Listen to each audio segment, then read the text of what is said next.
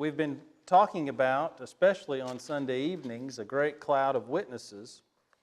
And we've been looking at those from Hebrews chapter 11, where they're listed. And then, of course, chapter 12 begins with that statement, "Therefore we also, since we are surrounded by so great a cloud of witnesses, let us lay aside every weight and the sin which so easily ensnares us, and let us run with endurance the race that is set before us, looking unto Jesus." We have been looking at all of these men and women of faith in chapter 11, and now we have come down to verse 32, where the Hebrew writer simply says, "What more shall I say, for time would fail me to tell of." And he hurriedly lists some more folks in this Hall of Fame of faith. I want us to think about this final condensed list that the Hebrew writer gives us, and then what he says these folks accomplished and why. First of all, he says, time would fail to tell me of Gideon. Hopefully that when that comes up, your mind will go back and think about that judge of Israel that's mentioned in Judges chapter 6.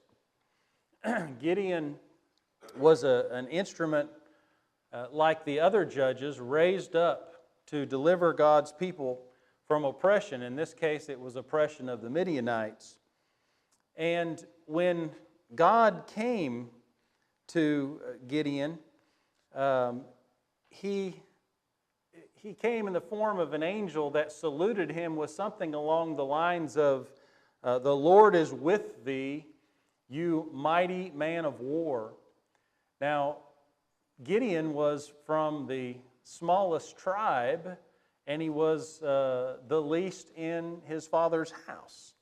And so, I can certainly see why Gideon is listed by the Hebrew writer here, because he was not a likely candidate to be a hero, and yet God chose him, which tells you that God doesn't always look out for the tallest or the strongest or whatever man might look at. Sometimes He chooses those that we might think are completely unlikely. And Gideon is also one that I can relate to, because he wanted some proof. When God first came to him, he wanted some proof, and so the angel, when Gideon fetched some meat and some broth, the angel instructed him to put it on a rock, and when he touched it, fire came out of the rock and consumed those things. But that wasn't enough for Gideon. You might also remember the two other tests that he proposed for God that had to do with the fleece. The first time he wanted dew to fall on the fleece, but not on the ground around it, and God did that, and you would think that would be enough, but no. He also asked God a second time to let the dew fall on all the ground around the fleece, but not on the fleece itself. And God condescended to do that as well. And what happened? Anyway, God sent him forth to be this great hero. And so he rounds up his fellow soldiers, and there are apparently about 32,000 of them as they start out. Well, God says that won't do, because there's too many. And so the first instruction He gives whittles them down to 10,000, which, that's a pretty big cut. But God says that's too many. And so God whittles them down to 300. So you go from 32,000 down to 300. And it is with those 300 that Gideon fights and wins a victory. Now, the excellence of the grace of faith that is demonstrated in this story is striking. It keeps us from thinking we have to rely on ourselves. We have to rely on bigger numbers. We have to rely on anything that has to do with this realm. Faith relies on God. He says, time would fail me to tell of Barak. And Barak was another instrument used by God to deliver His people, this time out of the hand of Jabin, king of Canaan. This is found in Judges chapter 4. But this time Barak is one who leads kind of from behind. And he leads under the commission and the instructions of Deborah, who is a prophetess of the Lord. And he is one of those that has to be coaxed to go. And in fact, he tells Deborah that I'll go if you go. If you don't go, I won't go to the battle. And so Deborah does go, and he obtains a great victory over Sisera, who is the leader of the army for Jabin, king of Canaan. By the way, this was an army that contained 900 chariots of iron. Far greater military might than what Israel had. And yet, God delivered them into their hands. And what you see in Barak is one who returns all of his praise to God. He says it's all of God. And that's what faith does. Faith realizes that God is the one that takes us out of these dangers, that gets us through these difficulties. And when that happens, true faith is grateful to God once we make it through. He says time would fail to tell of Samson. Now, who here doesn't remember Samson? We remember Samson from the time we are little children because the story intrigues us so much. The strong man of God who was not supposed to cut his hair. From Judges chapters 13 through 16, we see all this journey of Samson. And we find out that he had not only a strong arm, but also a strong faith. If he had not had strong faith, he would not have been able to perform all the things that you read about in those chapters. What you learn in Samson is that by faith, the servants of God can overcome anything, even a roaring lion. In fact, there's a few of these men that had some dealings with lions, and I cannot imagine what it would be like to face down a lion. To tell you the truth, I would want to be on the wrong end of a really mean cat. But a lion is one that just, they can take down huge beasts. And yet, these men overcame lions. In fact, you look over at Judges chapter 14 and verses 5 and 6. Judges chapter 14 and verses 5 and 6. Samson went down to Timnah with his father and mother and came to the vineyards of Timnah. Now to his surprise, a young lion came roaring against him, and the Spirit of the Lord came mightily upon him, and he tore the lion apart as one would have torn apart a young goat, though he had nothing in his hand. It's incredible what God was able to do with a mere man. True faith is acknowledged, and it's accepted, and it is directed toward God in all of its might, even when it's mingled with our failings. Did Samson have his failings? He certainly did. In fact, many of these men, they had their failings, but they didn't give up on their faith in God. Also, we see in Samson that pitiful story of one who, because of his failings, has his eyes put out, is bound with bronze fetters, and is then used to entertain those who are his captors. It was a pitiful, pitiful scene, and yet he asked God to help him, that his life would not be over at that point, but that he could accomplish one more great feat. And so you might remember that in granting his dying request, he pushes the pillars apart where these idolaters are worshiping their god Dagon. And it says that in killing them as he killed himself, he killed more there than he did in his entire life in battle. His greatest conquest was at death. And you know, we need to think about that. Faith will allow us to have our greatest conquest and our greatest victory at death. Think of the words of Paul in 1 Corinthians chapter 15, verse 24. Then comes the end when He delivers the kingdom to God the Father, when He puts an end to all rule and all authority and power, for He must reign till He has put all enemies under His feet. The last enemy that will be destroyed is death.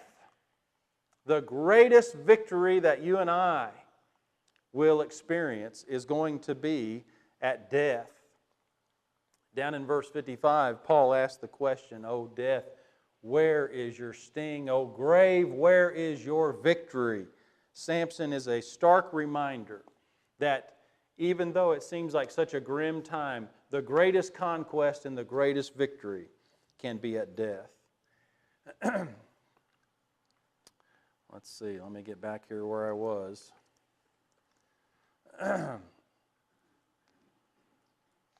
He says that time would fail for him to tell of Jephthah. Judges chapter 11. Jephthah the judge. He's the judge just before Samson. And he was raised up to deliver Israel, this time from the hand of the Ammonites. And like a lot of these new enemies that come up against the people of God, God chooses a new man to be the one that delivers His people. And you might remember in the story of Jephthah that he makes a promise to God that if God will deliver Israel by His hand, that he will offer to God the first thing that comes out of his house. And God gives him the victory. The grace of God, even to this man.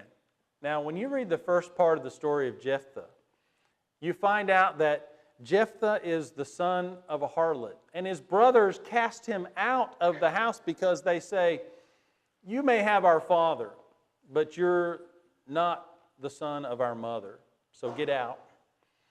And when he goes out, he joins himself to a bunch of worthless men who go out on raids with him. Now, does that sound like a champion of God? I'll tell you what, that it gives me hope that God can use even me. Even me with all my flaws and weaknesses, God can use me mightily, and He can use you no matter who we are. He raises up Jephthah to do this great work of faith. He's cast out by his brothers, but he is taken in by God. Jephthah, he goes through and performs this, and God grants his plea, and then he has this vow. And the vow turns out that his daughter is the first one who comes out of the house, and he has a decision to make then. What am I going to do? And he does give her to the Lord. And so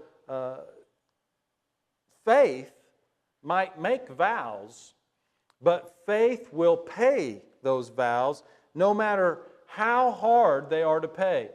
Faith understands that God granted mercy to us in granting our request. And no matter what the grief is, no matter what the hurt is, no matter what the loss is to ourselves, we must pay the vow that we make. Jephthah is a great example of that. He says time would fail to tell of David. David, the man described both in the Old and the New Testament as a man after God's own heart. Think of the great trials that David met with. Some of them because of his own failings, others simply because of his time in history. Think about when we first meet David. In 1 Samuel chapter 17, and beginning in verse 32, David is speaking to King Saul. A young shepherd boy speaking to the king says, "Let no man's heart fail because of him," that is, because of Goliath, Your servant will go and fight with this Philistine. And Saul said to David, you're not able to go against the Philistine to fight with him, for you're a youth, and he a man of war from his youth. But David said to Saul, your servant used to keep his father's sheep, and when a lion or a bear came and took a lamb out of the flock, I went out after it and struck it and delivered the lamb from its mouth. And when it arose against me, I caught it by its beard and struck and killed it. This is a young shepherd boy. Your servant has killed both lion and bear, and this uncircumcised Philistine will be like one of them, seeing he has defied the armies of the living God.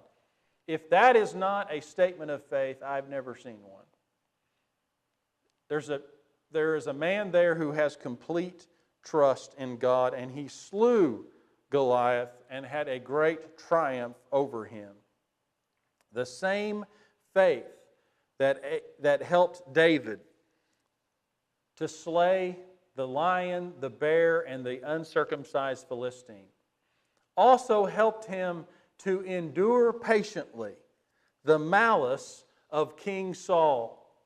When David himself had been anointed to be the next king, he would not raise his hand against Saul, who treated him wickedly and tried to kill him on more than one occasion. His faith allowed him to wait until it was God's time. It was faith that allowed him to die without having doubt, knowing who his God was. David is a man after God's own heart.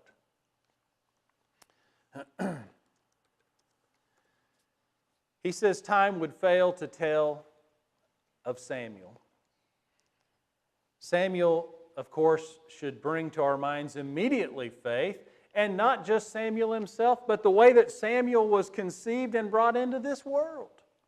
We should go all the way back to Hannah. And Samuel was raised up to be a great prophet of the Lord, as well as a judge and ruler over God's people.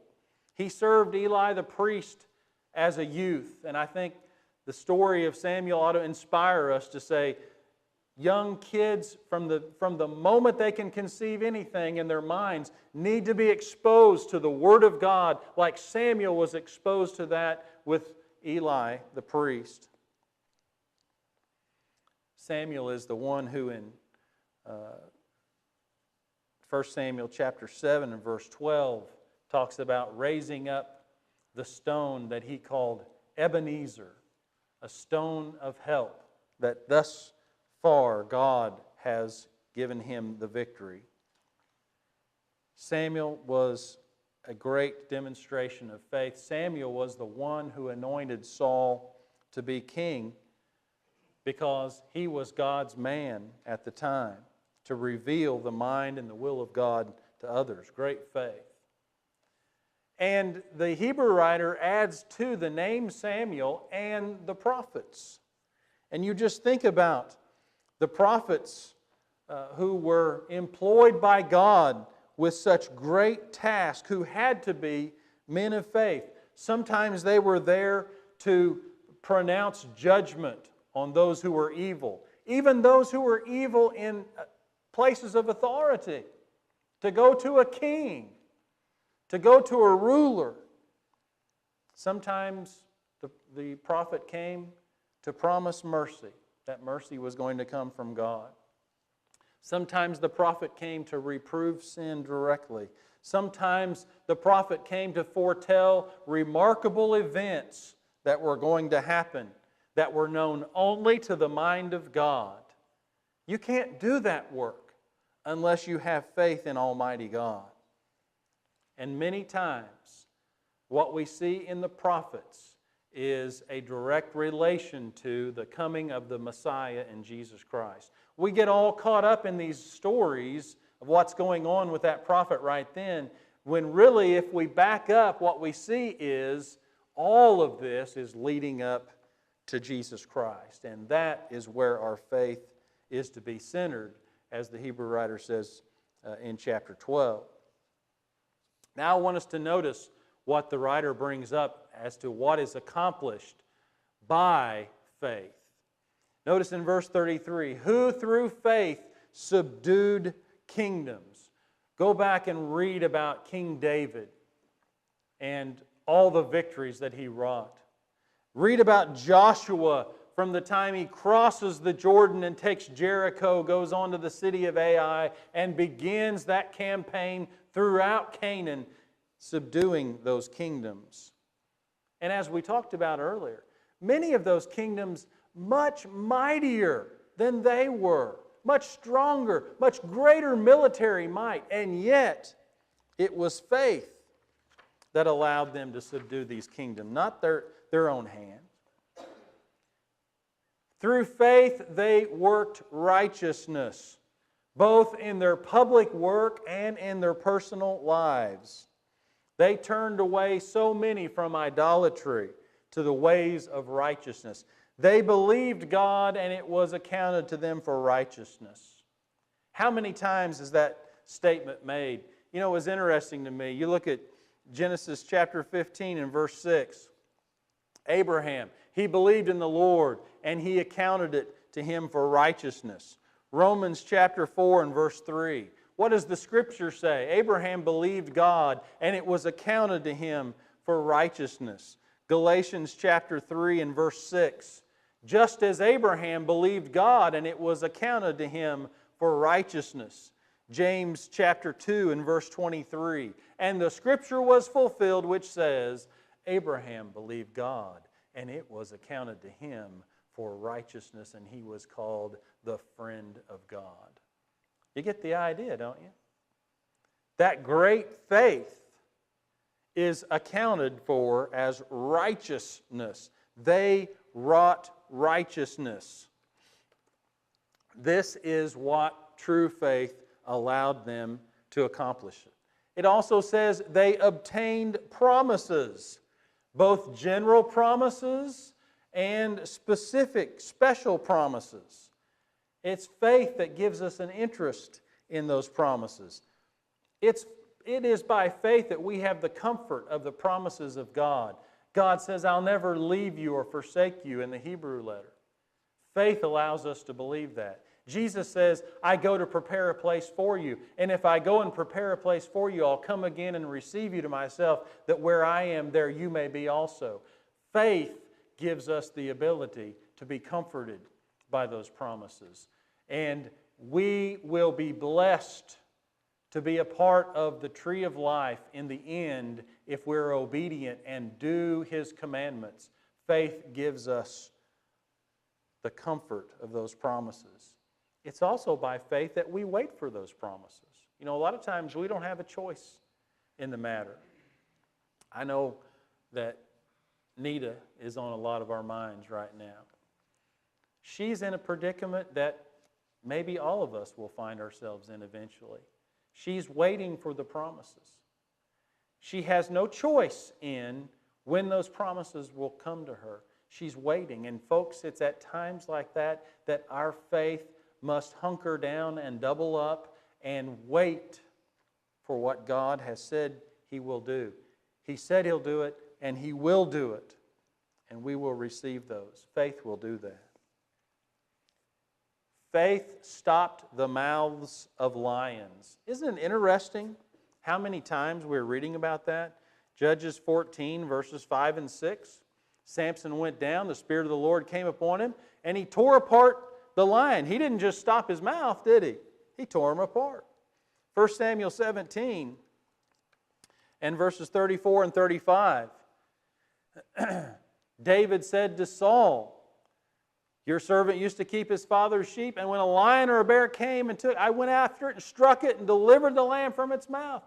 Yes, David stopped the mouths of lions. And I suppose if you're like me, the one that comes to your mind immediately has got to be Daniel. You know, the king didn't want to throw Daniel in the lion's den, but he signed the decree. No, you can't pray to that God. David went up, opened his windows. He didn't do it secretly. He opened his windows and he prayed 3 times to God that day. They ratted him out, and the king had no choice because he'd signed the decree, and he threw him in the lion's den. Look what happens, verse 20. When he came to the den, this is the king, he cried out with a lamenting voice to Daniel. The king spoke, saying to Daniel, Daniel, servant of the living God, has your God, whom you serve continually, been able to deliver you from the lions? Daniel said, O king, live forever. My God sent His angel and shut the lions' mouths. That's what faith does.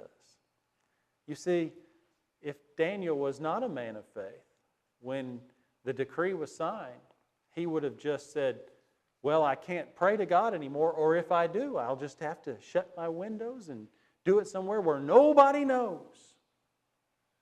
But faith allowed him to shut the mouths of lions. Faith engages the power of God for His people when that power is going to be to His glory. Faith, verse 34, quenched the violence of fire. And I don't know what comes to your mind when you think about that, but I'll tell you there's a verse that is very interesting in Numbers chapter 11. When God's people are complaining, it says, when the people complained, it displeased the Lord, for the Lord heard it, and His anger was aroused. So the fire of the Lord burned among them and consumed some in the outskirts of the camp. Then the people cried out to Moses, and when Moses prayed to the Lord, the fire was quenched. Moses had a relationship with God, and Moses talked to God in faith. And the fiery anger of God was literally quenched by his request. But again, if you're like me, there's one example that immediately comes to your mind. When Shadrach, Meshach, and Abednego are told, you have to fall down and worship the king's idol. If you don't, you'll be thrown in the furnace. You'll be consumed. And in verse 17 of Daniel 3, they say, if that's the case, our God whom we serve is able to deliver us from the burning fiery furnace, and He will deliver us from your hand, O king. But if not, let it be known to you, O king, that we do not serve your gods, nor will we worship the gold image which you've set up. They didn't back up one bit, did they? They said, God is able to save us from your furnace, but even if He doesn't save us, we won't serve your gods. We serve the living God. And you remember they heated that furnace so hot that the people that got near it were consumed. And it says in verse 21, these men were bound in their coats, their trousers, their turbans, their other garments, and were cast into the midst of the burning fiery furnace. Verse 23, these three men fell down bound into the midst of the burning fiery furnace. And King Nebuchadnezzar was astonished, and he rose in haste and spoke, saying to his counselor, did we not cast three men bound in the midst of the fire? They said, true, O king. Look, I see four men loose, walking in the midst of the fire, and they're not hurt, and the form of the fourth is like the Son of God. And folks, when they came out of there, they didn't even smell like smoke. That's what faith does. It does quench the violence of fire, literally. That's what faith can accomplish. They escaped the edge of the sword. How many times did David escape from Saul? And prior to that, think about David escaping the biggest sword probably in the history of mankind. Can you imagine what a massive man like Goliath would have as a sword? And David had not only escaped that sword, he picked it up and cut off Goliath's head with it. Sorry if that's a little too rich. Can you imagine? Talk about escaping the sword. That's what faith does. Faith takes hold of the hand of God because the hand of God is the one that controls any hand that grabs a sword. It's amazing. Out of weakness, they were made strong. It's interesting. You read about King Hezekiah, and he was told to get his house in order because he was going to die. because of his bodily weakness. And yet you have his song of praise in Isaiah 38, verses 15 and 16, because God had restored him to health for a time. Because he turned to God. He turned to the one that we're to have faith in. They grew, they turned, they became valiant in battle. Think about Joshua. Think about these judges we just talked about. And think about David and the battles that they were in. It reminds me very much of Deuteronomy chapter 31. Moses went and spoke these words to Israel. I'm 120 years old. I can no longer go out and come in. Also the Lord has said to me, you shall not cross over this Jordan. The Lord your God himself crosses over before you. He will destroy these nations from before you, and you shall dispossess them. Joshua himself crosses over before you, just as the Lord has said, and the Lord will do to them as he did to Sihon and Og, the kings of the Amorites in their land, when he destroyed them. The Lord will give them over to you. So in verse 6, be strong and of good courage. The Lord will do it. The Lord has said, and the Lord will perform it. They grew valiant in battle. They turned to flight the armies of the enemies, the aliens, because of their valiant fight. Verse 35, women received their dead raised to life again. Think about Elijah in 1 Kings chapter 17 and verse 23 when he went to the widow of Zarephath, and she was so good to him that she convinced her husband, to make a place for him, and then they have a child, and then the child gets sick and dies, and Elijah brings that child back to life through faith. And then Elijah passes his robe on to Elisha, and Elisha ends up in the vicinity of the Shunammite woman in 2 Kings chapter 4 and verse 36. And that child dies, and Elisha sends his servant Gehazi with his staff, and Gehazi touches the staff to the child, and the child is still dead. But Elisha comes back, and he brings life back into the child by faith. Jesus Christ did it for the widow of Nain in Luke chapter 7. Women received their dead. Now that is the testimony of faith, isn't it? Put your faith in the one who can bring back life to a lifeless body. But now look what they endured because of their faith. Others were tortured, not accepting deliverance so that they might obtain a better resurrection. They would not give in. If you read about the martyrs for Jesus Christ, it's just touching the hem of the garment, what the faithful have done their entire lives. You read it's a non-canonical book, but 2 Maccabees talks about the death of Isaiah at the hand of Manasseh. Notice here this says, others had trials of mockings and scourgings, yes, of chains and imprisonment. Verse 37, they were stoned, they were sawn in two. Now, when you think about somebody being sawn in two, what do you picture? If you're like me, you think, well, stretch somebody out, cut them across their belly, here's their feet, here's their torso, right? Not always.